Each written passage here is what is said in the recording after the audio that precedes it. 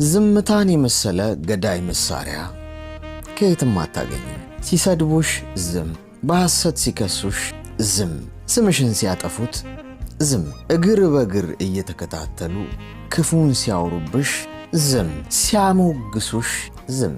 በአጠቃላይ በምንም አይነት ሁኔታ ውስጥ ብትሆኑ ዝም ማለትን የመሰለ እጅግ በጣም ከባድ መሳሪያ የለም። የትኛውንም ሰው በዝምታሽ ድራሹን ማጥፋት ትችያለሽ። እንዳልነበር አድርገሽ ምንም ባለመናገር አንቺ ዝም ስትይ ፈጣሪሽ ማውራት ይጀምራል። አንቺ ለቀቅ ስታረጊ ፈጣሪሽ ጠበቅ አርጎ መያዝ ይጀምራል።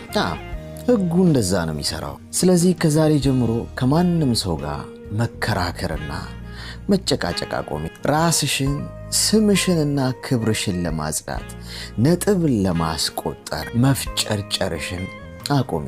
ያንን ስታቆሚ እውነት ራሱን በራሱ መግለጥ ይጀምራል። ያኔ መናገር አይጠበቅብሽም። ያንቺ እውነት እግር አውጥቶ ሲራመድ ሁሉም ሰው ይመለከታል። እናም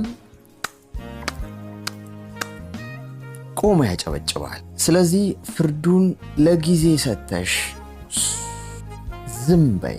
ጊዜ ማለት ማን እንደሆነ ታውቂያለሽ? ጊዜ ማለት የእግዚአብሔር ሌላ ሁለተኛ ስሙ ነው። ጊዜ ይባላል። የሁሉም ነገር ጀግና፣ የሁሉም ነገር ፈራጅ ጊዜ ይባላል።